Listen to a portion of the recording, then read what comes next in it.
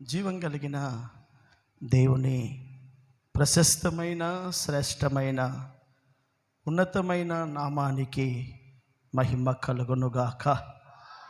చదువు స్వరమెత్తి amen amen. దేవుని సంఘబిడ్డలారా, పరిశుద్ధ గ్రంథంలో మన మూల పితరులైన అబ్రహామును పిలిచిన ఆ క్షణము నుండి దేవుడు తన బిడ్డల జీవితంలో ఎన్నో వాగ్దానాలు చేసుకుంటూ వచ్చాడు.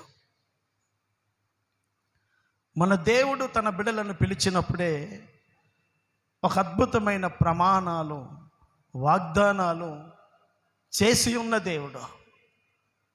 అబ్రహామును పిలుస్తున్నప్పుడు, అబ్రహామా, నేను నిన్ను ఆశీర్వదిస్తాను, నీ పేరు గొప్ప చేస్తాను, నీ సంతానం ఆకాశ నక్షత్రముల వల్ల చేస్తాను అని అనేకమైన వాగ్దానాలు అబ్రహామును పిలిచినప్పుడే ప్రభు ప్రమాణం చేశాడు. ప్రభు ఒక వ్యక్తిని పిలుస్తున్నప్పుడే అతని పట్ల దేవుడు చేయబోయే కార్యాలు నిశ్చయంగా బయలుపరుస్తాడు. ఒక సేవకునికైనా, ఒక విశ్వాస బిడ్డకైనా. కారణం ఊరికే పిలిచేవాడు కాదు మన దేవుడు. మన పట్ల ఆయనకెన్నో సంకల్పాలు, ప్రమాణాలు ఉన్నాయి. ఆ వాగ్దానాలు కొన్ని మన జీవితంలో జరిగేవి ఉంటాయి, కొన్ని మన పిల్లల జీవితంలో జరిగేవి ఉంటాయి. వాగ్దానాలు అనేక రకాలుగా ఉంటాయి. అబ్రహాముతో దేవుడు వాగ్దానం చేస్తాడు, నీ సంతానానికి ఈ స్థలం ఇస్తానని అంటాడు. అంటే ఆ వాగ్దాన ఆశీర్వాదం తను పొందుకోలేదు, కానీ తన భవిష్యత్తు తరం, తన వంశం పొందుకుంటుంది అని చెప్తాడు. వాగ్దానాలు ఆ రోజు మన మూల పితరుడైన అబ్రహాముతో ప్రారంభమైన ఆ దినాలు నేటికి మీకైనా నాకైనా దేవుడు నిశ్చయంగా ప్రతి వాగ్దానాన్ని మనకు అందిస్తాడు. ఆ వాగ్దానాలు కొన్ని మన బ్రతికి ఉన్నప్పుడే జరుగుతాయి, కొన్ని మన సంతానంలో జరుగుతాయి. మన సంతానంలో, మన పిల్లల జీవితంలో జరిగేవి ఉంటాయి కొన్ని. దావీదుతో దేవుడు అంటాడు, నీ కడుపులో ఒక కుమారుడు పుడతాడు, అతడు నాకు ఒక మందిరాన్ని కట్టిస్తాడు. అంటే మందిరాన్ని కట్టే ఒక ఘనమైన పని నీ ద్వారా జరగదు, కానీ నీ కుమారుడి ద్వారా జరుగుతాయి.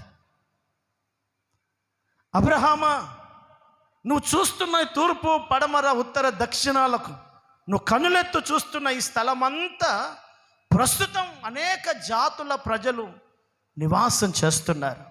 కానీ ఒక కాలం రాబోతుంది, ఆ కాలంలో నీ సంతానం ఈ స్థలమంతా వారు స్వతంత్రించుకుంటారు.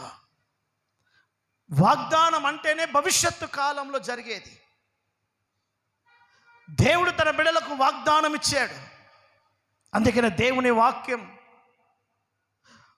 1 కొరింథీయులకు రాసిన పుస్తకం 7వ అధ్యాయం పరిశుద్ధ గ్రంథంలో నుంచి 2 కొరింథీయులకు రాసిన 2వ పుస్తకం, కొరింథీయులకు రాసిన 2వ పుస్తకము 7వ అధ్యాయం ప్రారంభ వాక్యాన్ని ఒకసారి చదువుదాం.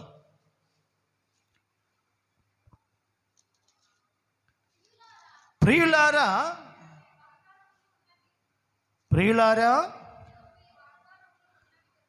మనకు ఈ వాగ్దానములు ఉన్నవి కనుక దేవుని భయముతో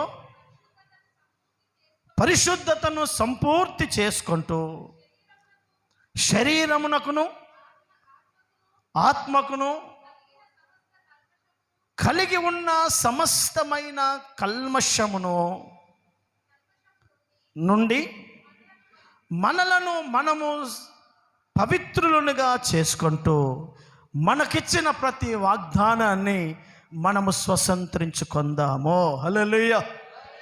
ప్రభు ఏదైతే నీ జీవితంలో చేస్తానని పలికాడో, ప్రభు ఏ వాగ్దానం అయితే నీ పిల్లల జీవితంలో చేస్తానన్నాడో, అవి దేవుడు పలికిన మాటలు ఒక మనుషుడు పలికినట్టుగా తమాషగా మాట్లాడే మాటలు కావవి.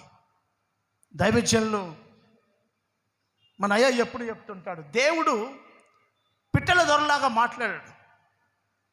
ఏ దొర చెప్పడు? ఏ దొర? పిట్టల దొర. పిట్టల దొరలాగా గాలి మాటలు మాట్లాడేవాడు కాదు మన దేవుడు. మన దేవుడు ఒక ప్రమాణం ఇచ్చాడు. మన దేవుడు నీ జీవితంలో ఒక కార్యం చేయాలి అని నిర్ణయం చేశాడు అని అంటే భూమి ఆకాశములు గతించిన ఆయన మాటలు ఏది గతించదో. హల్లెలూయా. ఆయన మాటను స్థిరపరిచే దేవుడు. ఆయన మాట ఇచ్చి మాటను నిలబెట్టుటకు నువ్వు ఆరాధిస్తున్న దేవుడు సమర్థుడు. అందుకనే దైవజనుడైన పౌలు సంఘానికి గుర్తు చేస్తుంటాడు, ప్రియమైన సంఘ బిడ్డలారా, మనకు అనేక వాగ్దానాలు ఉన్నాయి. అవి భూమి మీద జరిగే ఉన్నాయి, కొన్ని మన పిల్లల జీవితంలో జరిగే ఉన్నాయి, కొన్ని మహిమ కలిగిన దేవుని రాజ్యములో మనం అనుభవించే వాగ్దానాలు ఉన్నాయి. భూమి మీద వాగ్దానాలు కొన్ని ఉన్నాయి. భూమి మీద మన జీవితంలోనూ లేక మన పిల్లల కుటుంబాలలో మన వంశంలో జరిగే వాగ్దానాలు ఉంటాయి. 3 మహిమ కలిగిన రాజ్యములో నా తండ్రి చేత వాగ్దానము చేయబడిన ఈ రాజ్యాన్ని మీరు స్వతంత్రించుకోండి అని అంటాడు. మహిమలో అనుభవించే వాగ్దానాలు కొన్ని ఉంటాయి. వాగ్దానాలు ఎక్కడున్నా ఒకటి మాత్రం సత్యం, ఆయన నీతో ప్రమాణం చేసిన ప్రమాణం నా ప్రభు నిశ్చయంగా నెరవేరుస్తాడు. హల్లెలూయా. నా ప్రభు లేఖనం బోధిస్తుంది, ఆకాశము భూమి గతించిన నా మాటలలో ఒక్క మాట కూడా గతించదా. చరిత్రలో ఇప్పటి వరకు నువ్వు ఆలోచిస్తే ఈ పరిశుద్ధ గ్రంథంలో మనకు ముందు జరిగిపోయిన చరిత్ర ఆనవాళ్ళు కనుక మనం గుర్తుపెట్టుకోగలిగితే దేవుడు పలికిన ఏ మాట నిరర్ధకము కాలేదు. హల్లెలూయా. ఏ మాట నిరర్ధకంగా మారలేదు. ఆయన ప్రతి మాట, ఆయన ప్రతి వాగ్దానం తన బిడ్డల జీవితంలో చేసి చూపించాడు. ప్రపంచం దానికి ఎదురు తిరిగిన రాజులు, చక్రవర్తులు, భూమి మీద అనేక రాజ్యాలు ఆ దేవుని వాగ్దానం తన బిడ్డల జీవితంలో జరగకుండా అడ్డగించడానికి ఎన్నో శక్తులు ప్రయత్నించిన దేవుడు వాటన్నిటినీ అలా పక్కకు జరిపి తన బిడ్డలతో చేసిన ప్రతి ప్రమాణాన్ని నా దేవుడు నెరవేర్చుకుంటూ వచ్చాడు. హల్లెలూయా. ఆయన నెరవేరుస్తాడు. నా జీవితంలోనూ మీ జీవితంలోనూ. ఆయన ఒక అబ్రహాముకే దేవుడు కాదు, ఆయన ఆది అంతమై ఉన్నవాడు. ఆయన మొదటివాడు, కడపటివాడు. నిశ్చయంగా ఆయనను వెంబడించే ప్రతి వారికి ఆయన సమీపంగా ఉండే దేవుడు. మన మూల పితరుల జీవితంలో ప్రమాణాలు నెరవేర్చినట్టుగా తన కొరకు ఎదురు చూసే ప్రతి వారి జీవితంలో ఆయన ప్రతి ప్రమాణాన్ని నెరవేర్చుటకు శక్తిమంతుడై ఉన్న దేవుడు. హల్లెలూయా. అయితే నా సంఘ బిడ్డలారా, వాగ్దానాన్ని మన జీవితంలో పొందకుండా, ఆ దేవుడు ప్రమాణం చేసిన ప్రమాణం నీ జీవితంలో నా జీవితంలో అనుభవించకుండా శత్రువు అనాదిలో నుంచి అడ్డగిస్తూనే వస్తాడు. వాడు అడ్డగించే ఒక భయానకమైన అనుభవం నేను మీకు ఈరోజు ఒక మాట చూపిస్తాను. వాగ్దానాలను నెరవేర్పు మన జీవితంలో జరగకుండా వాడు చేసే ఒక భయంకరమైన పని ఉంటుంది. అది ఏంటి అని అంటే మనలని భయభ్రాంతులు చేయడం. చెప్పడు ఏం చేయడం? చెప్పనోరు ఏం చేస్తాడు? భయం పుట్టిస్తాడు. సాతాను వాడే 2 ప్రమాదకరమైన ఆయుధాలు, ఒకటి మోసం, 2 భయం. మోసం చేస్తాడు ఎప్పుడు? 2 భయపెట్టిస్తాడు. కారణం నేరుగా నిన్ను ఎదుర్కొనే సామర్థ్యం వానికి లేదు. కారణం నువ్వు యేసు రక్తంలో కడగబడిన సంఘం, నువ్వు ఆయన స్వాస్థ్యం. నా ప్రభువు నిన్ను కొన్నాడు. నిన్ను ముట్టే ధైర్యం, నిన్ను పాడు చేసే సామర్థ్యం వానికి లేదు. కారణం దేవుని వాక్యం అంటుంది, దేవుడు తన స్వరక్తం ఇచ్చి సంపాదించుకున్న సంఘం ఇది. ఆయన నిన్ను కొనుక్కున్నాడు. ఇప్పుడు నీ జీవితంలో జరిగే ఆశీర్వాదాలను, ప్రమాణాలను నీవు నీ పిల్లలు అనుభవించకుండా వాడు చేయడానికి వాడు వాడే ఆయుధాలు ఒకటి, కుయుక్తిగా మోసం చేయాలని చూస్తాడు. మోసం అనే ఊపిలో పడేసే చూస్తాడు. మాయ మాటలు చెప్పి, లేనిపోనివి నీ ముందు పెట్టి, కళ్ళబొల్లి కబుర్లు నీ ముందు పెట్టి, పనికి మాలిన చెడ్డ దొంగ దర్శనాలు నీ కళ్ళలో చూయించి, అబద్ధ బోధను నీ కళ్ళ ముందు పెట్టి, మాయను ఏం కాదో నువ్వు తిను, నువ్వు దేవత వల్ల అయిపోతావు, నువ్వు ఆ పండు తిను, నీ జీవితమే మారిపోతుంది అని లేనిపోనివి ఊహించి మాయ మాటలు చెప్తాడు. మోసం. ఆ మోసములో చాలామంది చిక్కిపోయి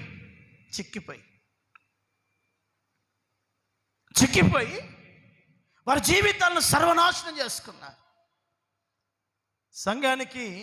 ఒక సంఘానికి వస్తున్న విశ్వాసుల్లో ఒక దైవజనుడు వాక్యం చెప్పడానికి వచ్చాడు. ఆ సంఘానికి వచ్చి ఒక అమ్మకు ప్రార్థన చేస్తూ, ప్రతిరోజు ప్రార్థన చేసే పాస్టర్ గారి ప్రార్థన విశ్వాసులకు బోర్ అవుతుంది. కొత్త పాస్టర్ రాగానే గుంపులుగా వెళ్తారు ప్రార్థన చేసుకోవడానికి. నిన్ను నడిపించే తండ్రి దీవించకుండా ఏ తండ్రి దీవెన నీ తల మీదకి రాదు. ఆమె చెప్పండి ఒకసారి. ఇది నేను కాదు, బైబిల్ చెప్తున్న సత్యం. ఎవరు దీవించాలో తెలుసా? నీ తండ్రి దీవించాలి. నిన్ను నడిపించే సేవకుడు దీవించాలి. ఈ సాకును దీవించాలంటే అబ్రహామే దీవించాలి. యాకోబును దీవించాలంటే ఇస్సాకే దీవించాలి. నిన్ను నడిపిస్తున్న సేవకుడే నిండు హృదయంతో నిన్ను ఎప్పుడైతే దీవిస్తాడో ఆ దీవెన నీ మీద నుంచి ఎవడు తీయలేడో. ఆ దైవజనుడు వాళ్ళు మొహం కడుకోరా,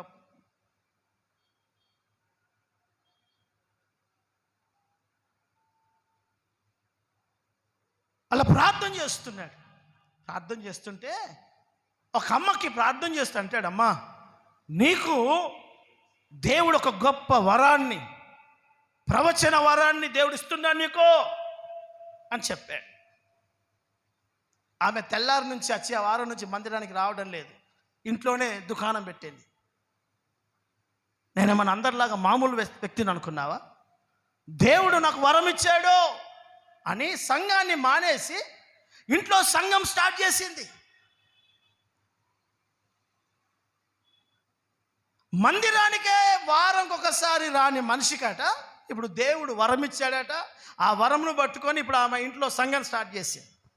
దీన్ని అంటారు సాతాను పెట్టే మోసపు కుయుక్తి. హల్లెలూయా, చపాలి గట్టిగా హల్లెలూయా, హల్లెలూయా, చదవం గట్టిగా హల్లెలూయా.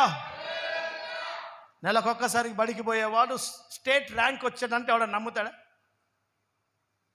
వాడు నెలకొకసారి బడికి చక్కబోడు.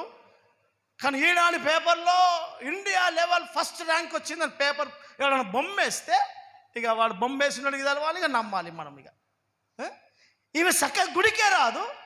ఇప్పుడు ఈమె ఆడెవడో చెప్పాడు, ఆ మాట నమ్మింది. మోసం. 2, నీ అంతరంగంలో ఒక భయాన్ని సృష్టిస్తాడు. బాగా వినండి. భయం గందరగోళాన్ని సృష్టిస్తాడు. ఏదో తెలియని భయం, ఏదో తెలియని గుబులు, పిరికితనం నీ గుండెల్లో పుట్టించి నీ కొరకు దాగి ఉన్న ఆశీర్వాదాలను నువ్వు అందుకోకుండా నిన్ను వాడు ఆపడానికి ప్రయత్నిస్తూ వస్తాడు. కారణం భయం ఏం చేస్తుంది అని అంటే దేవుని కొరకు మనం బ్రతకకుండా ఆపేస్తుంది. భయం, బాగా వినండి, భయం మనము ప్రభువు కొరకు బ్రతకకుండా చంపేస్తుంది. భయం ఎప్పుడైతే నీ గుండెల్లో చొచ్చుతుందో, భయం ఎప్పుడైతే నీ అంతరంగంలో గోడు కట్టుకుంటుందో, నీకు చచ్చే డేట్ 10 ఏళ్ళు ఉన్నా నువ్వు 10 రోజుల్లోనే చచ్చిపోతావు. అది ఎంత ప్రమాదము అని అంటే నిన్ను ప్రతిరోజు చంపేస్తుంది. అది దేని కొరకు ఆశ పుట్టింపది, ఏదో పని చేయాలన్న తపన పుట్టించదు. ప్రతిరోజు ఆ కలవరం నేను వెంబడిస్తూ వస్తుంది. అందుకనే చాలామంది విశ్వాసుల జీవితాల్లో, సేవకుల జీవితాల్లో ఒక అచంచలమైన భయాన్ని సాతానుడు పుట్టించేస్తాడు. ఆ భయం ఏం చేస్తుంది అని అంటే దేవుని ప్రణాళికలు, బాగా వినండి, దేవుని సంకల్పాలు మన జీవితంలో నెరవేరకుండా మనముగానే ఆగిపోయేటట్టు చేసేస్తుంది. హల్లెలూయా. నిన్నెవడు ఆపలేడు, కానీ నువ్వే ఆగిపోయేటట్టు చేస్తుంది. అది నీవుగా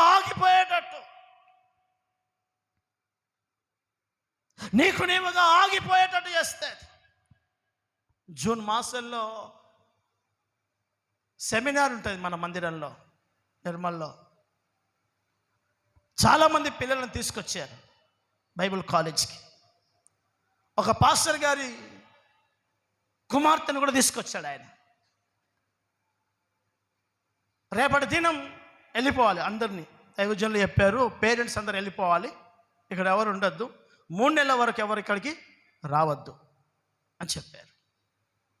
ఆ పాస్టర్ గారు ఆ బిడ్డను పట్టుకొని ఏడుస్తున్నాడు. ఎందుకు ఏడుస్తున్నాడంటే నా బిడ్డ ఇక్కడ ఎట్లా సేవ చేస్తుందో. ఇప్పుడు పాస్టర్ గారికి ఆ ప్రాంతం ఒక పాకిస్తాన్, ఒక ఆఫ్ఘనిస్తాన్ లాగా అనుకుంటున్నాడు ఆయన. ఏడుస్తూ మాతో అంటాడు, బ్రదర్, పెద్దయ్య గారు ఎప్పుడు ఉండరు కదా, మీరే కదా ఇదంతా చూసుకుంటారు, నా బిడ్డకు చీపురు కూడా పడనికి రాదు, నా బిడ్డకే కష్టం తెలియదు, ఉపవాసమునుడు తెలియదు, కొంచెం మీరే జాగ్రత్తగా చూసుకోండి. అనేకులకు సేవకు వెళ్ళమని చెప్తాడు ఈ పాస్టర్ గారు.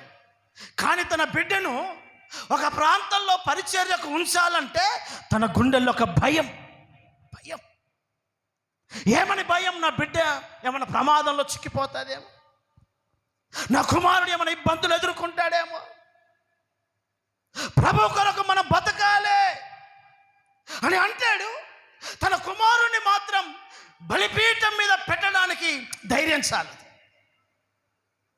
ఒకవేళ నిజంగా ఆ అమ్మాయికి ఆ అబ్బాయికి దేవుని యొక్క ప్రణాళికలు, సంకల్పాలు, దర్శనాలు, అతనిని ఒక ఉన్నతమైన సేవలో వాడుకోవాలన్న ఆలోచన గనక ఉన్నా ఈ మనిషి అడ్డగిచ్చేస్తాడు. ఎలా అడ్డగిస్తాడంటే ఈ మనిషి గుండెల్లో ఉన్న భయం దేవుని పని జరగకుండా, ఆ మనిషి గుండెల్లో ఉన్న భయం నిలువ చేసి దేవుని ప్రణాళికలు జరగకుండా ఆపేస్తుంది.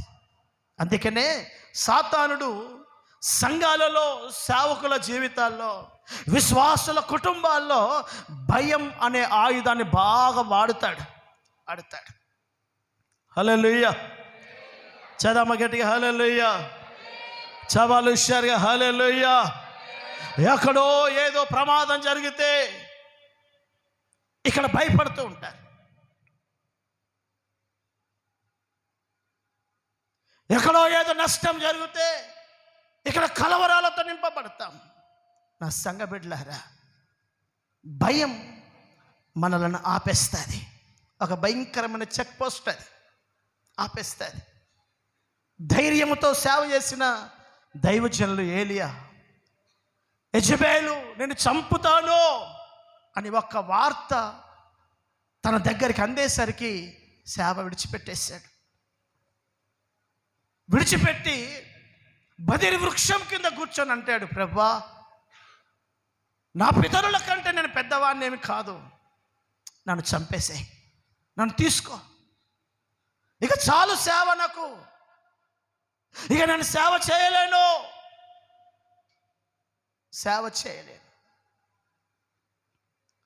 ఇప్పుడు భయం ఏలియా సేవను ఆపేసి అతడి ద్వారా అనేక మహత్కార్యాలు, అద్భుతమైన కార్యాలు సేవలో జరుగుతున్న ఆ దినాలలో దేశం ఒక ఉజ్జీవముతో నింపబడుతున్న ఆ దినాలలో ఏలియాను ఆహాబు ఆపలేకపోయాడు, యెజెబెలు ఆపలేకపోయింది, ఏ రాజులు ఏ చక్రవర్తులు ఏలియాను ఆపలేకపోయారు. భయం ఆపేసింది. అతని గుండెల్లో ఉన్న భయం అతని సేవను ఆపేసింది. ఇప్పుడు ప్రభుతో అంటాడు, ఇక చాలు సేవ నాకు, నన్ను తీసుకో. ఎందుకు నేను మీకు ఈ విషయాలు గుర్తు చేస్తున్నాను అని అంటే, ఆ అదృశ్యమైన భయం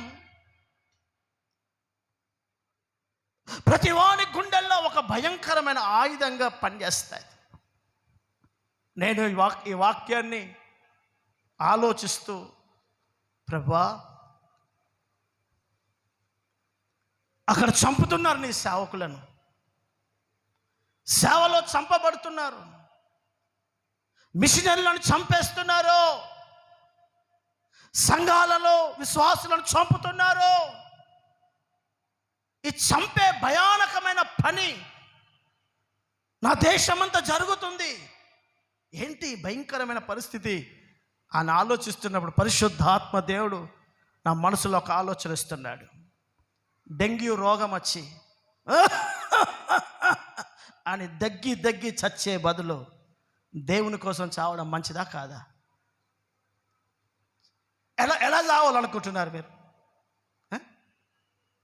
కుక్క గరిసి, 4 కోతులు గరిసి చచ్చిపోవడం మంచిదా? చావు ఎట్లాగూ చస్తాం. అదే ప్రభు కోసం తన పని చేసుకుంటూ ఒకవేళ ఆయన చిత్తం అలాగూ చావడం అంటే చద్దాం. ఏముంది? ఒక డెంగ్యూ రోగంతోనో, మలేరియా రోగంతోనో, టైఫాయిడ్ రోగంతోనో, ఒక పాము గరుసో కుక్క గరుసో చావడం కంటే ప్రభు పని చేసుకుంటూ పరిశుద్ధ గ్రంథాన్ని చేతిలో పట్టుకొని మోస్తూ ఒకవేళ ఆయన చిత్తం అలాగ ఉంటే జరగడం మంచిదే కదా? అవునంటారా కాదంటారా? అమ్మ అవునంటారా కాదంటారా? చెప్పండి, అవునా కాదా? అవునండి. అప్పుడు నాకు అనిపించింది, అది మనం ఎందుకు భయపడుతున్నాం? అది చాలా గొప్ప అనుభవం. అది కృప కలిగిన వాడికి దొరుకుతాదే. మనం ఎందుకు కలవరపడుతున్నాం? మనం ఎందుకు దిగులు పడాలి? ఆ రోజుతో ప్రారంభమైందా ఇప్పుడు భయపడడానికి? అనాదిలో నుంచి జరుగుతున్న కార్యాలు నా దేవుని వాక్యం మనకు నేర్పిస్తుంది. అందుకే అనేక వాగ్దానాలలో ఒక అద్భుతమైన వాగ్దానాన్ని మీకు ఈరోజు గుర్తు చేస్తాను. హగ్గాయి పుస్తకం 2వ అధ్యాయం, హగ్గాయి గ్రంథం 2వ అధ్యాయము 5వ వాక్యాన్ని ఒకసారి చదువుదాం. హగ్గాయి పుస్తకం 2వ అధ్యాయం 5వ వాక్యం.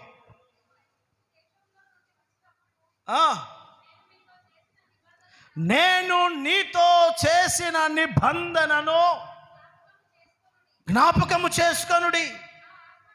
ఇదిగో సంగమా, నా ఆత్మ మీ మధ్యలో ఉన్నది కనుక మీరు భయపడకండి.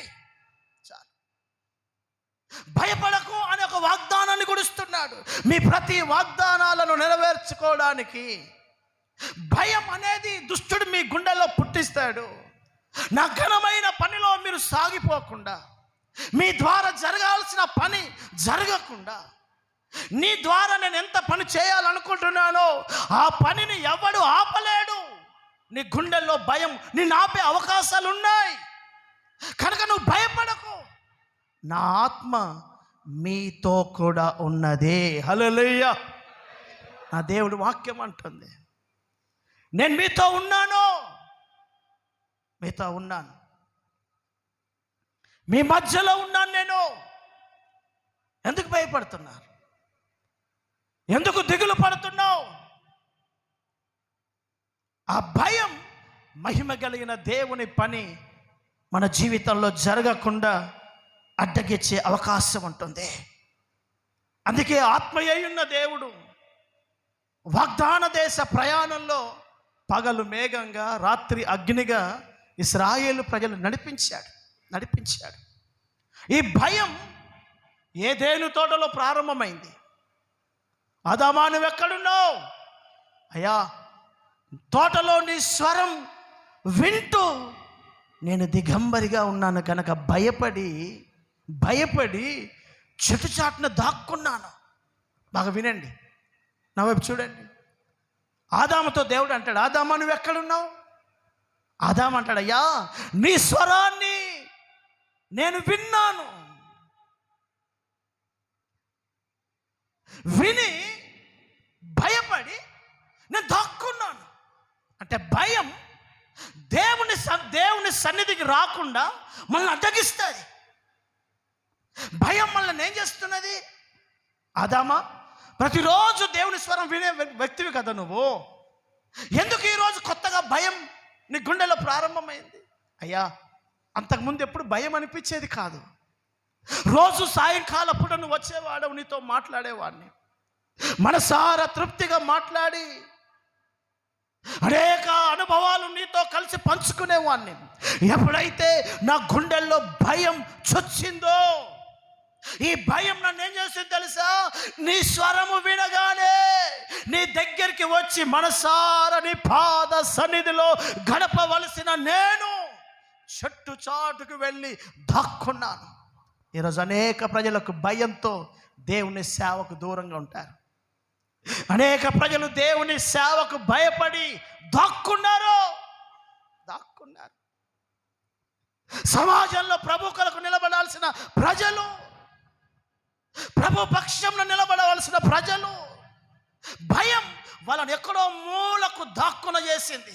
తన పని తను చేసుకొని స్తోత్రం అని గట్టిగా కూడా చెప్పకుండా మనసులో ప్రార్థన చేసుకునే దౌర్భాగ్యంలో బతుకుతున్నారు వాళ్ళు.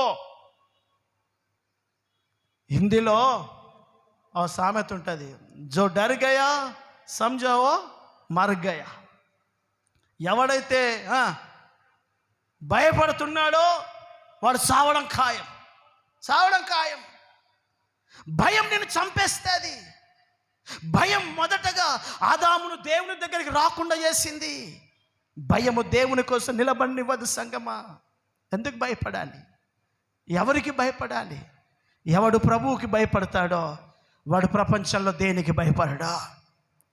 ఎవడు దేవునికి భయపడతాడో, కారణం నా ప్రాణం ఆయన పెట్టిన భిక్ష, ఈ శరీరం ఆయన రూపించిన దేహం. ఆయన సెలవు ఉంటేనే నా తలలో ఒక వెంట్రుక రాలుతుంది. అనేక సార్లు నా ప్రమాదాలు తప్పాయి. అనేక రోగాలు దాటుకుంటూ వచ్చాను ఈ వయసులో. అనేక సార్లు సావుకు సమీపంగా వెళ్ళి మళ్ళీ క్షేమంగా బయటకు వచ్చాం. తెలుసో తెలియక అనేక ప్రయాణాలలో ప్రమాదం పొంచి మన గడప గుమ్మాలకు వచ్చినప్పటికీ తప్పించుకొని ఈరోజు వరకు క్షేమంగా ఉన్నామంటే ఆయన తప్పించాడు గనక బతికాం. ఆయన అప్పగిస్తే ఆ రోజే పోయేవాళ్ళం. ఆయన తప్పించాడు గనక బతికాం అంటే అర్థమైంది, ఆయన ఎప్పటి వరకు నన్ను కాపాడుతాడో నన్ను ఎవడు ఏమీ చేయలేడు. ఆయన నన్ను అప్పగించినప్పుడు ఎవడు నన్ను కాపాడలేడు. హల్లెలూయా, చదమగడి హల్లెలూయా. నా వస్త్రాలు మార్చుకున్నా, నా వేషం మార్చుకున్నా, నేను ఎక్కడో దాక్కున్నా, మరణాన్ని నుండి నేను తప్పించుకోలేను. ఏ తలుపులు వేస్తావు మరణం రాకుండా? ఏ గడప గుమ్మాలు లాక్ చేస్తావు?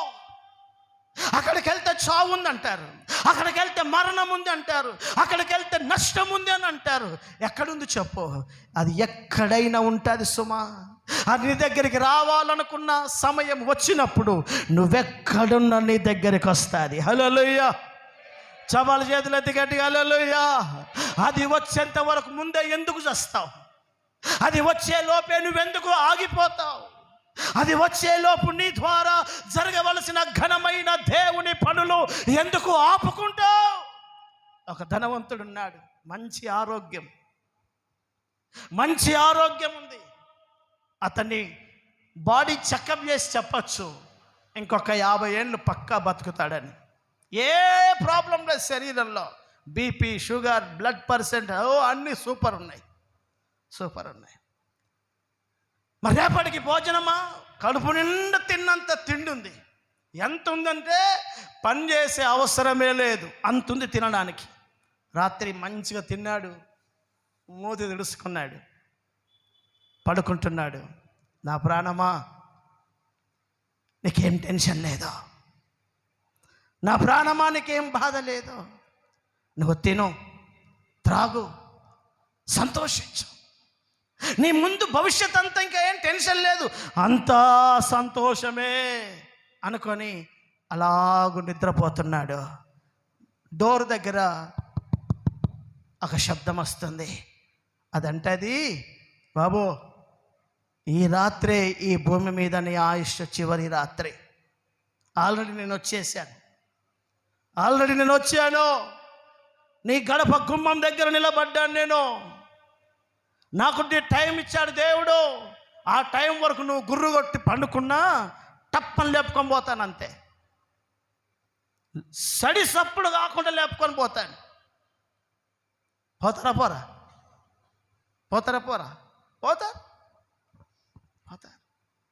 ఎంత ఘోరం తెలుపమంటారా?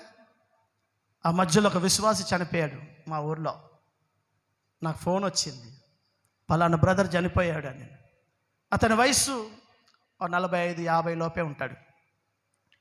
అరే ఆరోగ్యంగా ఉంటాడు, ఏమైంది అని అన్నాను.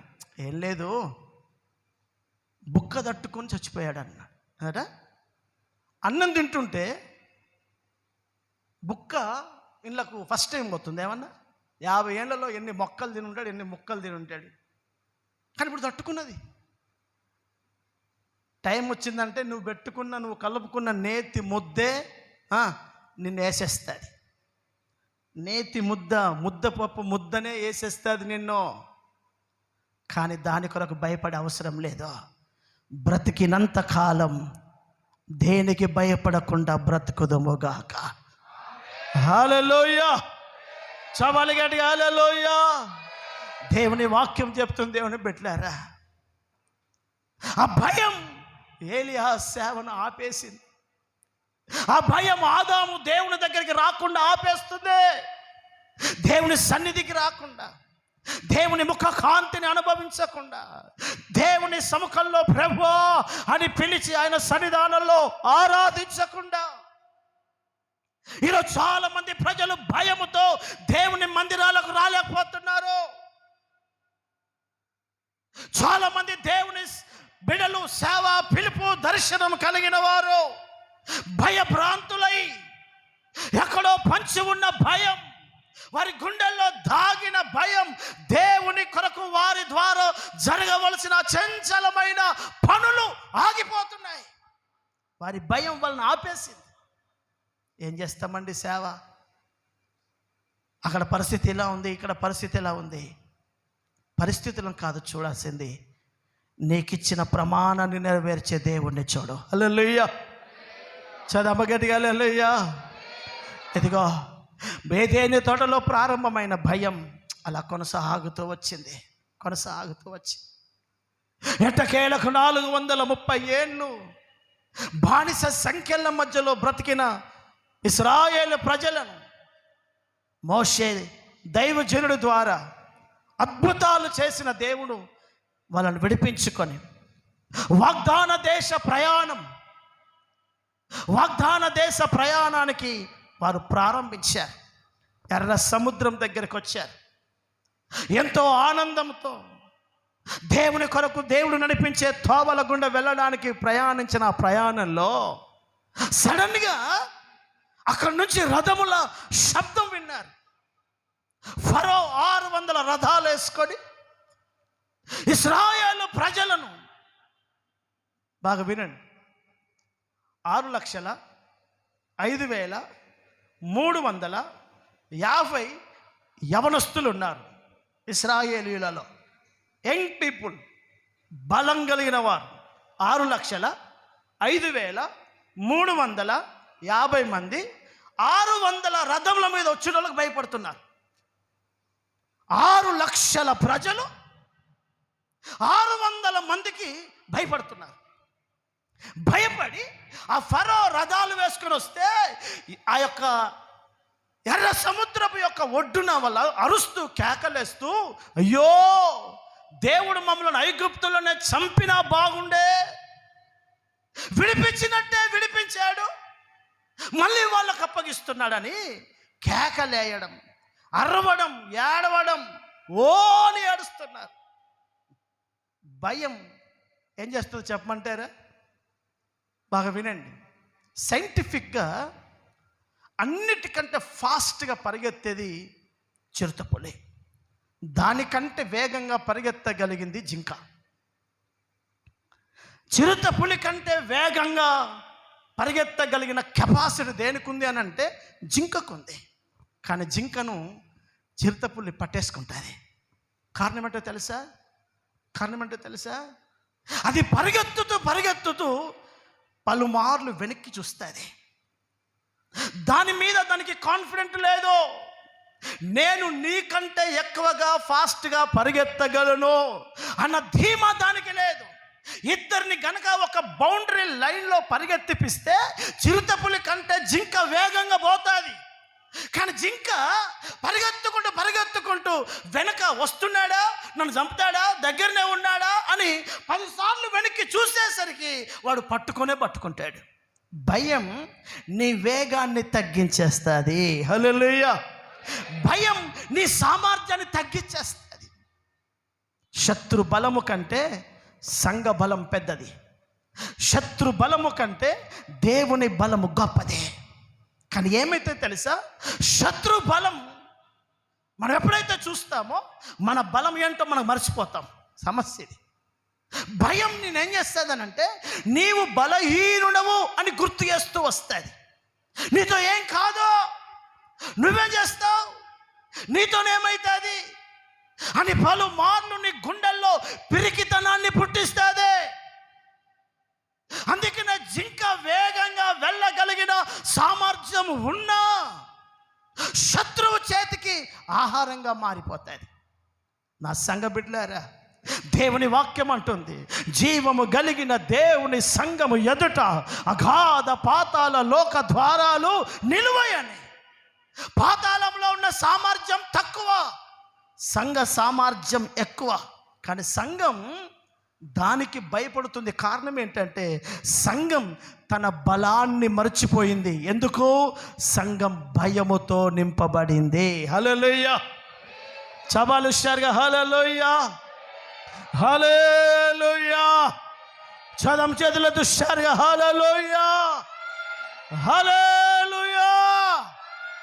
భయం నేను చంపేస్తాను. నేను ఎవ్వరు చంపే అవసరం లేదు. నేను ఇంతకుముందు చెప్పాను మీకు, నేను మళ్ళీ చెప్తున్నాను. 2001లో బాప్తీసం, 3లో బాప్తీసం తీసుకున్నాను. బాప్తీసం తీసుకున్న గంటకే 100 మంది వచ్చి నేను వెళ్తున్న మందిరంలో చొరబడి సంఘాన్ని భయంకరంగా కొట్టారు. 500-600 మంది ఉంటుంది మా సంఘం బొంబాయిలో. ఒక్కొక్కని చేతిలో ఇంతింత కర్రలు, రాడ్లు విపరీతంగా కొట్టారు. తలలు పగిలిపోయాయి, మొఖాలు పగిలిపోయాయి. ఆడ మగ చిన్న పెద్ద తేడా లేకుండా కొట్టారు. కొట్టి గేట్ లాక్ చేసి గేట్ ఓపెన్ చేసి ఒక్కొక్కళ్ళని పిలిచి, చెప్పు యేసు ప్రభు నమ్ముతావా, విడిచిపెడతావా అడిగి, అప్పటికే పక్కన ఇటు 30 మంది ఇటు 30 మంది రోకర్దులు పట్టుకొని రెడీగా నిలబడి ఆ కర్రలను చూసి భయపడి నాకు ఏసయ్యొద్దు ఏమొద్దు అన్న వారు 400 మంది పెట్టారు, పంపారు. మా వంతు కూడా వచ్చింది. నాకు అప్పుడు ఏం తెలియదు. ఒకటి గుండె నిండా ఆశ, ప్రభు కోసం బతకాలి, దేవుని కోసం బతకాలి. బాబో క్రాఫ్ట్ కటింగ్, కడెం, చైను, హలో బాబు అజయ్ దేవగన్ ఆజావ్ ఇధర్ ఆజావ్ అని అన్నాడు. ओ हीरो आजा इधर आजा, बोलो क्या है, देखा ना अभी तक,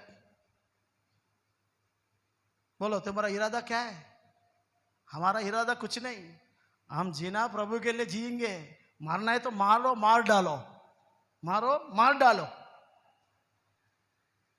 ఎంత కొట్టారో అంత కొట్టారు, కానీ యేసుని విడిచిపెట్టలేదు. హల్లెలూయా. చదవం గట్టిగా హల్లెలూయా. భయంతో చచ్చిన వాడు ఆ రోజే పోయారు 400 మంది. ఎవడు ప్రభు కొరకు నిలబడ్డాడో ఈ రోజు వరకు ప్రభు కోసం బ్రతకడానికి అవకాశం ఇచ్చాడు. ఎందుకు చెప్తున్నాను దేవుని బిడ్డలారా, భయం ఆదామును ఏ విధంగా దేవుణ్ణి కలుసుకోకుండా ఆపిందో, నీ గుండెల్లో పొంచి ఉన్న భయం ప్రభు ముఖకాంతిని చూడకుండా చేసేస్తుంది. భయం ఏలియా పనిని ఆపేసిందో, నీ ద్వారా జరగవలసిన ఒక ఉజ్జీవం, నీ కుటుంబం, నీ బంధువులు, నీ కాలనీలో, నీ గ్రామం, నీ పట్టణంలో ప్రభు నీ ద్వారా ఏ పని చేయాలని ఆశపడుతున్నాడో ఆ పని ఆగిపోవడానికి వాడు నీ గుండెల్లో పిరికితనాన్ని పుట్టిస్తాడు. నాకు తెలిసిన సత్యం ఒకటి, ఎట్లాగూ వస్తాం, ఎట్లాగూ భూమి మీద దేవుడు కృపిస్తే 100 ఏళ్ళు బతుకుతాం. 100 అయితే ఉండం. 100 తర్వాత అయినా పోవుడే. 20 ఏళ్ళు బెడ్ మీద వండుకొని గుణి చచ్చే బదులు యేసయ్య సేవ చేస్తూ దేవుని కొరకు బతుకుతూ ఆయన అవకాశం ఎట్లిస్తే అట్లా జీవితాన్ని కొనసాగించడం క్షేమమే. హల్లెలూయా. చదమ గట్టిగా హల్లెలూయా. చదమ హుషారుగా హల్లెలూయా. గుండె నిండా ధైర్యం తెచ్చుకో సంగమా. పరిస్థితులను బట్టి, కుటుంబాన్ని బట్టి, జరుగుతున్న పరిణామాలను బట్టి, వింటున్న వార్తలను బట్టి, జరుగుతున్న స్థితిగతులను బట్టి నీ గుండెను అవియనియ్యకో, బలహీనపడనివ్వకు. ఈ గుండె, ఈ శరీరంలో యూదా గోత్రపు సింహం అనబడుతున్న యేసయ్య ఉండే స్థలం. నీ గుండె నిబ్బరముతో ఉంచుకో. హల్లెలూయా. చదమగడి హల్లెలూయా. పరిశుద్ధ గ్రంథం చెప్తుంది దేవుని బిడ్డలారా, ఇదిగో 1,00,000 మంది సంఘానికి ఒక పాస్టర్ గారు ఉన్నారు బైబిల్లో. అతని సంఘంలో సైనికులు ఉన్నారు, అతని సంఘంలో మేధావులు ఉన్నారు, అతని సంఘం 1,00,000. ప్రపంచంలో పెద్ద పాస్టర్ గారు ఎవరు అని అంటే ఆయన పేరే యెహోషువ. పెద్ద సంఘం, 1,00,000 మందికి అందరికి ఒకడే పాస్టర్. ఆ పాస్టర్ గారితో దేవుడు అంటాడు, యెహోషువ భయపడకో, నిబ్బరము కలిగి ధైర్యంగా ఉండు. నేను నిన్ను విడువను, నిన్ను ఎడబాయను, నీతో వచ్చువాడను నేనే. నాలాంటి ఒక చిన్న సేవకుడు భయపడితే అర్థం ఉంది. నా సంఘం చిన్నది, నా సంఘంలో గొప్పవారు, మేధావులు, ప్రభుత్వాలతో మాట్లాడగలిగిన సామర్థ్యం కలిగిన వాళ్ళు ఎవరు లేడు.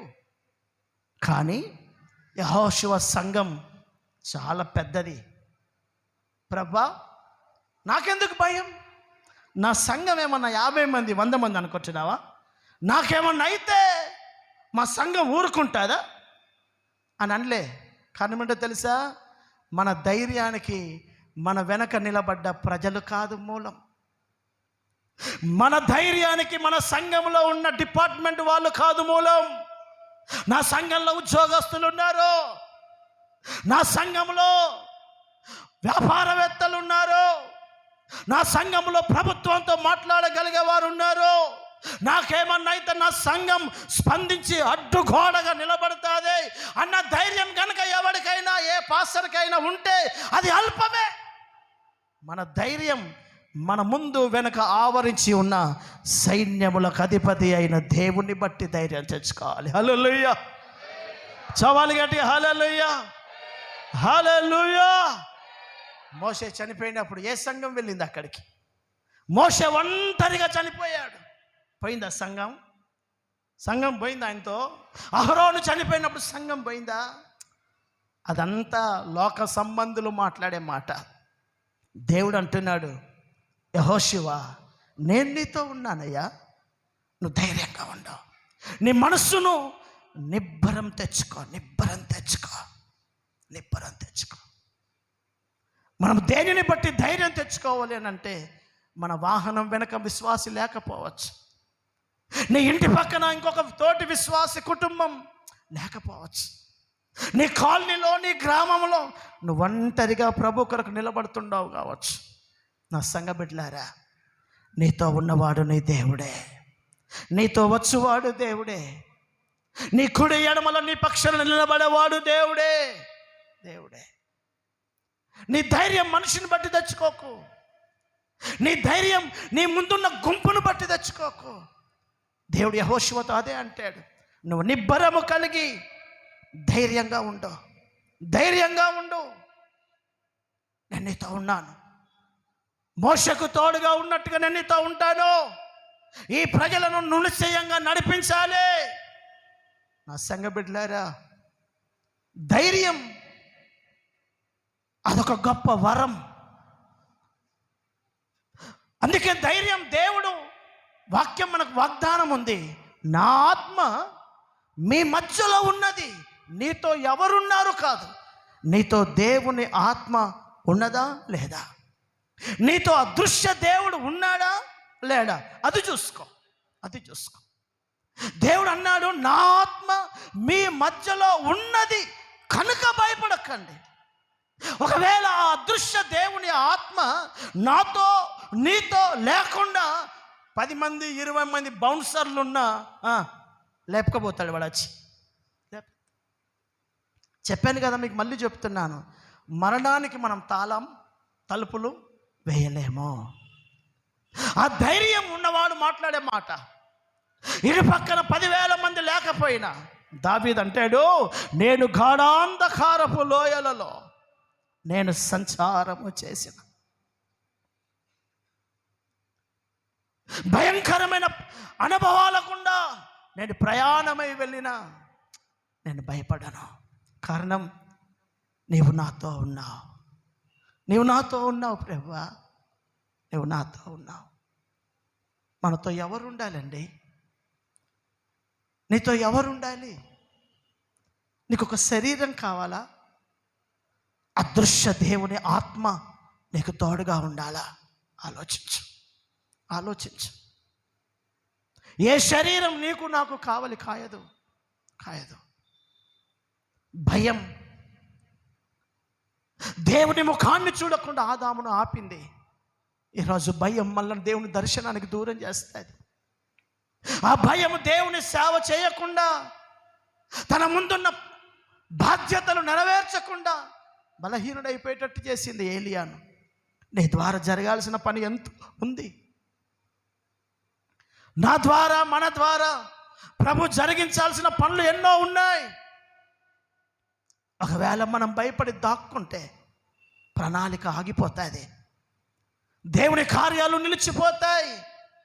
అందుకనే దేవుని వాక్యం అంటుంది, ఇదిగో దేవుని సముఖంలో భయపడకు, భయపడకు, భయపడకు, నేను నీతో ఉన్నాను.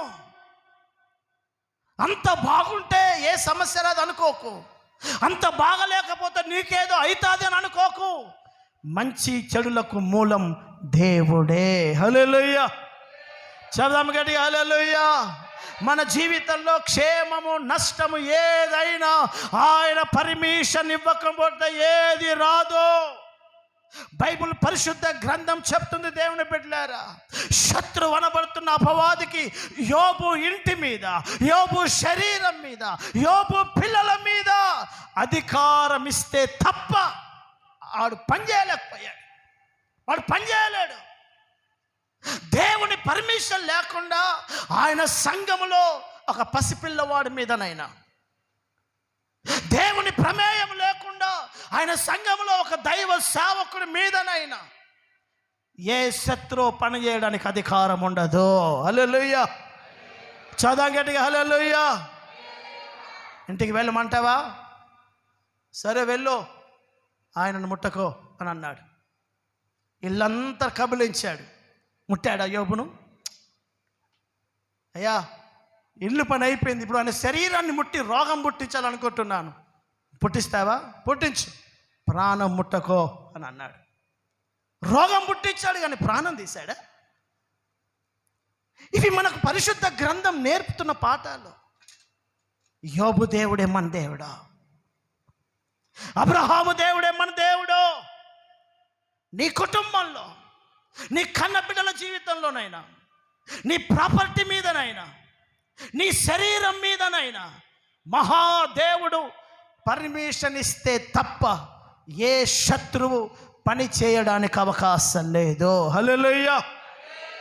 చదవమగడి హల్లెలూయా. ఆయన పర్మిషన్ ఇచ్చినట్టే ఇచ్చాడా? ఆస్తి పాడు చేశాడు, అంతస్తును పాడు చేశాడు, రోగాన్ని తెచ్చాడు. కానీ దేవుడు శత్రువు ఎంత పాడు చేశాడో అంతకు రెండింతలు కట్టి చూపించేశాడు. దేవుడు అంతకు రెండింతలు కట్టాడండి, అంతకు రెండింతలు కట్టాడు. ఆ శ్రమ మహిమ కొరకే వచ్చింది తప్ప శ్రమ పతనము చేయడానికి రాదు. తన ప్రజల జీవితంలో దేవుడు ఏదైనా అవకాశం ఇస్తే, ఒక రోగముకైనా, ఒక వ్యాధికైనా, ఒక సమస్యకైనా, ఒక ఇబ్బందికైనా, ఒక శత్రువు చేతికైనా ఆయన అప్పగిస్తే ఎందుకు అప్పగిస్తాడు తెలుసా? దాని ద్వారా ఆయన ఏదో పని చేయాలనుకుంటున్నాడు. హల్లెలూయా.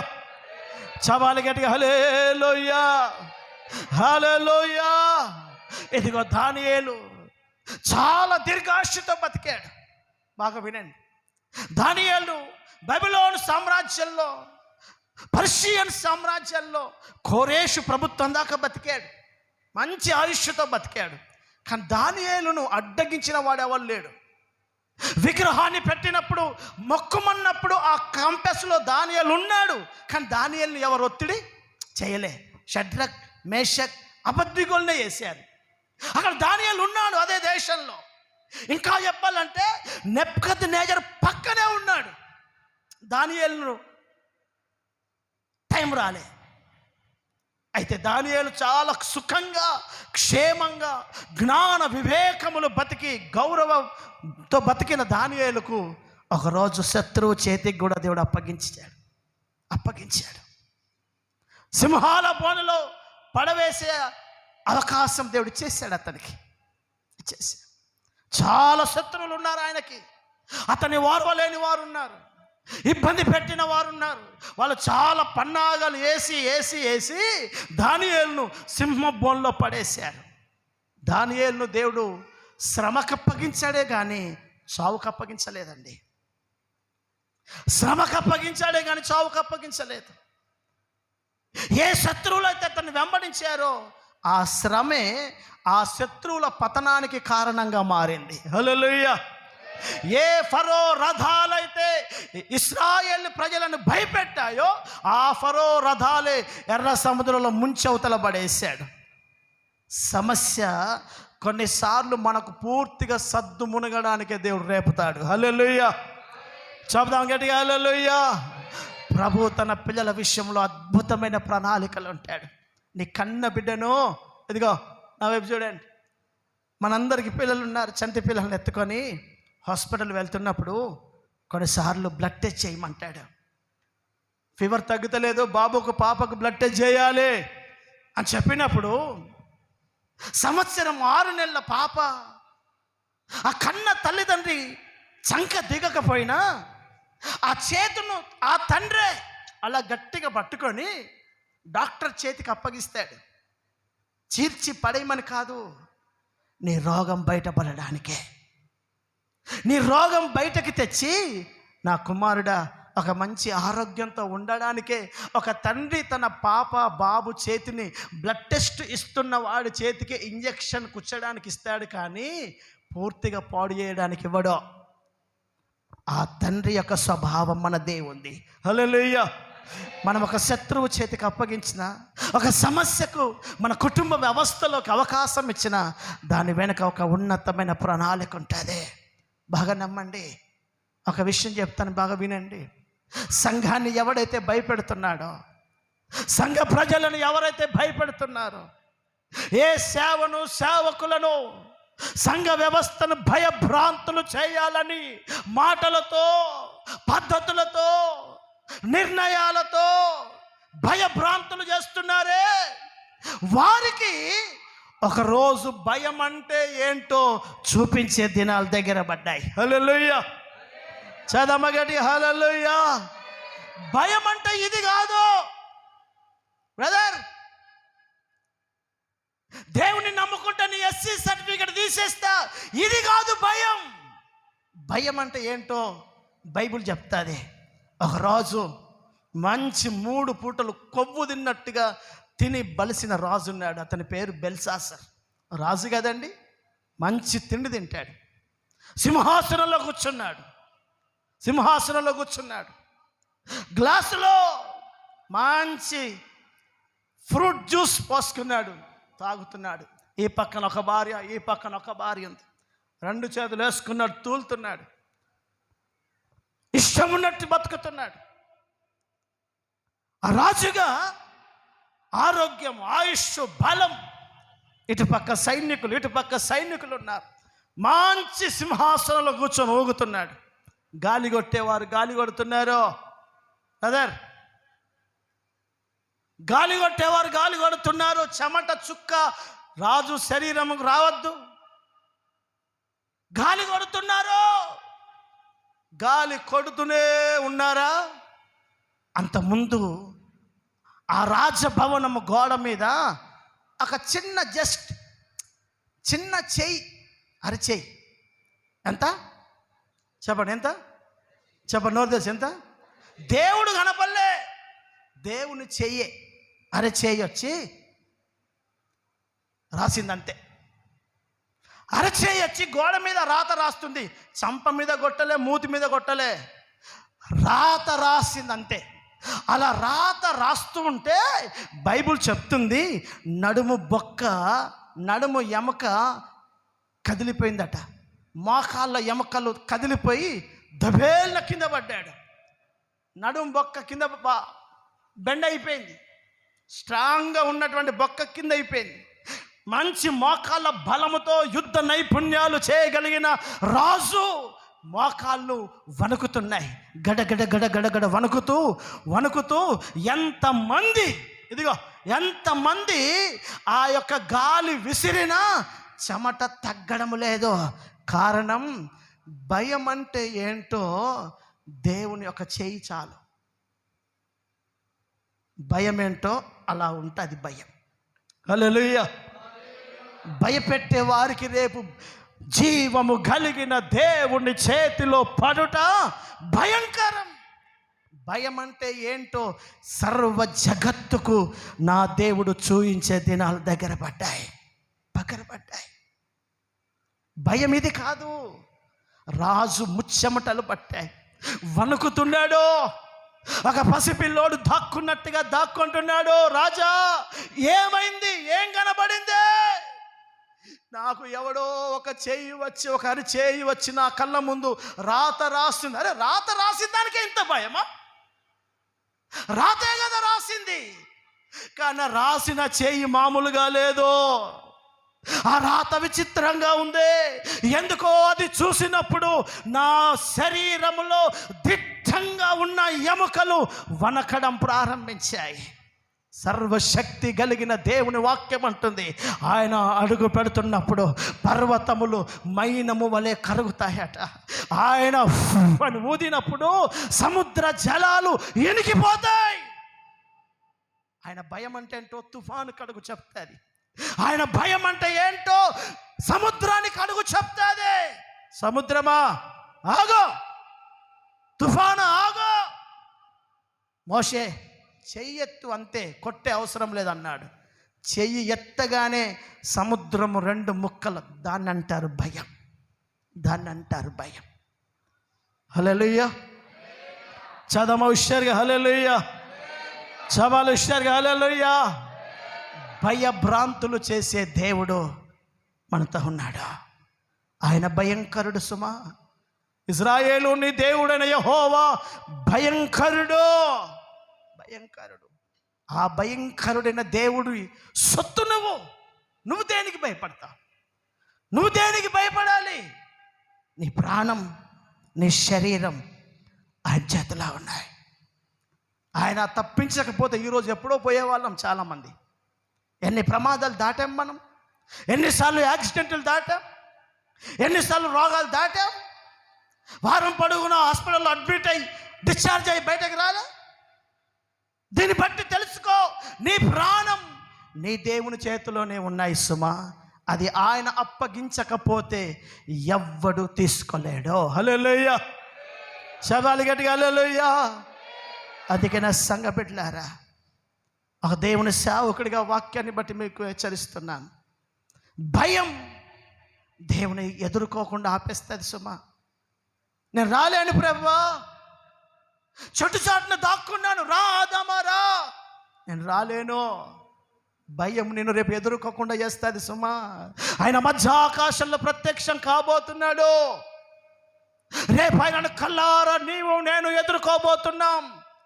ఆ ఎదుర్కోవడానికి సిద్ధపడకుండా భయం నీ ఆత్మీయ యాత్రను పాడేస్తుంది. భయం నీ ద్వారా జరగాల్సిన పనిని ఆపేస్తుంది. దేవుని సేవలో వాడబడవలసిన వ్యక్తి కాదా నువ్వు? దేవుని పరిచర్యలో నిండు హృదయంతో నీ యవన బలం, నీ జ్ఞానము, నీ తెలివి, నీ సమయం దేవుని సేవలో వాడవలసిన దానవు. దేనికో భయపడి మహిమ కలిగిన దేవుని పని ఆపేస్తున్నావు. అందుకే దేవుని వాక్యం అంటుంది, భయం రాకుండా నీ చుట్టూ భయంకరుడైన దేవుడే కావలి కాస్తాడు. కనుక సంఘ బిడ్డలారా, పరిస్థితులను కాదు భయపడాల్సింది, ప్రభువును భయపడాలి.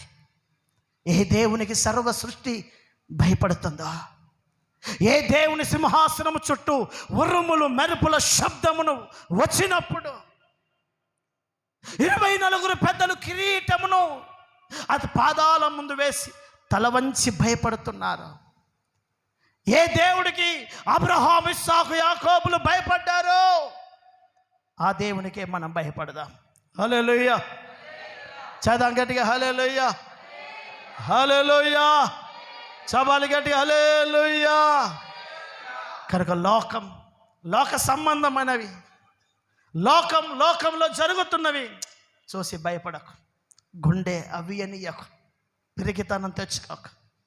ఎస్, నేను ప్రభు బిడ్డను, ఇదే అవకాశం, ఇంకా పని చేయాలి, ఇదే అవకాశం, ఇంకా పని చేయాలి. కొన్ని ఆత్మలను ప్రభు దగ్గరికి తేవాలి. భయపడి 4 రూములో దాక్కొని ఒక గుడ్డి గువ్వలాగా బతికి ఏదో ఒకరోజు నీ ఆయుష్ తీరి జీవితం ముగిస్తావు. ఏం నిలబడతావు ప్రభు దగ్గర? భయపడగానే నీకేమైనా 500 ఏళ్ళ ఆయుష్ దొరుకుతుంది అనుకుంటున్నారా? ఎందుకు భయపడాలి? పిరికోడు ఎక్కడుంటాడో ధైర్యవంతులను సగం మందిని చంపేస్తారు వాళ్ళు. పిరికోడు ఒక్కడు ఉంటే చాలు 10 మందిలో, ఆడు బతకడు, ఇంకా 10 మందిని కూడా బతకనివ్వడు. ఒక్క ధైర్యవంతుడు ఒక్కడు ఉంటే 100 మంది పిరికోలు కూడా ధైర్యవంతులు అవుతారు. పిరికోడు చాలా ప్రమాదం. బైబిల్ చెప్తుంది ఏంటో తెలుసా? బైబిల్లో నరకంలో పడే గుంపులో మొదటి గుంపేది చెప్పండి. మొదటి గుంపేది పిరికివారు. చెప్పండి, ఎవరు? చదివారా బైబిల్ ఎప్పుడైనా? పరిశుద్ధ గ్రంథంలో నిత్య నరకంలో పడే మొదటి గుంపు ఎవరో తెలుసా? పిరికివారు. అంటే అర్థమైంది, ఒకవేళ నీకు రక్షణ ఉన్నా, నీకు అభిషేకం ఉన్నా, నీకు వరాలు ఉన్నా, నువ్వు పాస్టర్ అయినా, పిరికితనం అనేది నీ గుండెల్లో ఉంటే నేను నరకములో పడే అవకాశాలు ఉంటాయి. కారణం, పిరికివాడు దేవుని ముఖకాంతిని ఎదుర్కోలేడు. పిరికివాడు దైవ ప్రణాళికలు వాడి ద్వారా జరగవు. నువ్వు పిరికితనంతో భయపడుతూ బతుకుతున్నావు కనుక నీ ద్వారా ప్రభు పని చేయాలనుకుంటున్నాడు, చేయలేకపోతున్నాడు. నువ్వు చేయవు, నీ ద్వారా పని ఆగిపోయింది, నీ ద్వారా సేవ ఆగిపోయింది, నీ ద్వారా దేవుని పని ఆగిపోయింది. ఒకరోజు నెహెమ్యా మందిరం కడుతున్న దినాలు ఒక ఉత్తరం రాశాడు. బ్రదర్, ఒక సన్బల్లట్టు అన్న ఒక వ్యక్తి ఉత్తరం రాశాడు. చాలా పెద్దోడు, రాజ్యాధికారంలో ఉన్నాడు. ఉత్తరం రాసి, బాబో నెహెమ్యా, నీ పని ఆపి నువ్వు ఒకసారి రా, నీతో మాట్లాడాలి. నీ పని ఆపి ఒకసారి రా, నీతో మాట్లాడాలి.